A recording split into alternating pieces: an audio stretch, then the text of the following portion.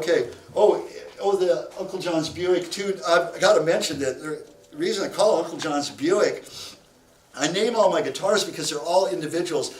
And if someone buys a guitar, they can change the name. But again, I caution them because if you change the name on a boat, you know, it'll sink. And I guarantee that does happen because I've experienced that when I was over in the Mediterranean.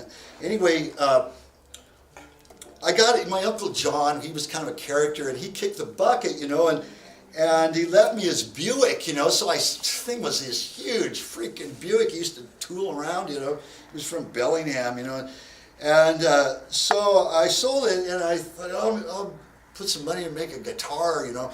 So I found this body, you know, from MJT. It's really a relic. He's the best relic guy in the world. I can't take credit for the relicing on these because I only use the best I can find. So MJT out of Missouri, this guy is awesome. He's on eBay if you want to buy a body for your guitar. That's the place to go as far as Mongrel recommends here. And he's a master of early fender paint. Everything's 100% nitrocellulose lacquer. He gets every body's perfect cut on a CNC machine by Wildwood of California. And they're just the best. Anyway, I had this body and I thought, oh man, I'll use this guy. And I found out it's burgundy mist, you know. So Fender used nothing but car paint, you know, back in the 50s. So I looked it up and sure enough, burgundy mist was a freaking color they put on a Buick, you know. So I went, yeah, you know, man, I got it. So I got a really nice all-parts neck here from my guy down in Florida. He's the best neck relic guy I've found, although he's really hard to work with. He's got 5 kids, and he's building guitars down there too.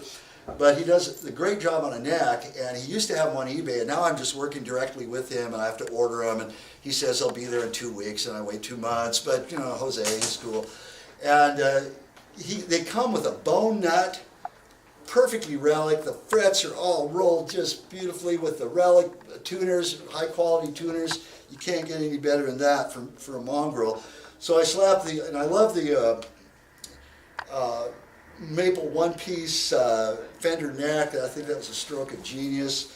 Jose likes the big fat frets, which I like. So I put it together. I decided, well, we'll have the tan leather interior on Uncle John's Buick here. So I got the cream colored pick guard there, you know.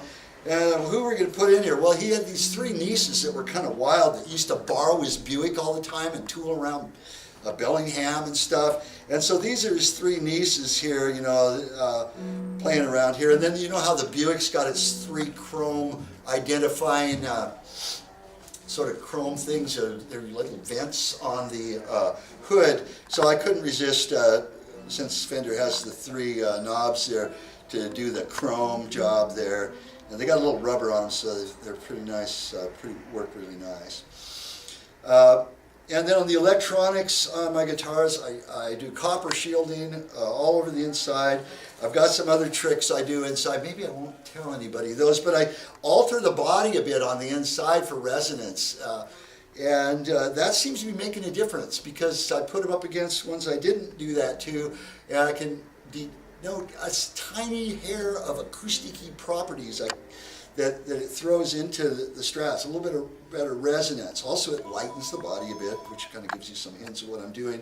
And then my philosophy is the least amount of wire, so all the wire lengths are really short, basic minimum. I use nothing but Russian military grade oil and paper tone capacitors, and I usually match them with whatever pickups I'm using.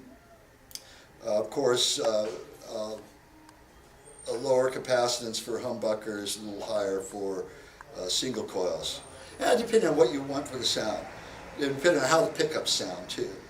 And then they're all top quality CRL. The wire's all cloth covered pushback wire, so it's all top of the line stuff. I put a treble bleed kit in all my guitars because it really makes a difference when you back off on the tone, on the volume. I'm sorry, the volume. You don't get that treble loss.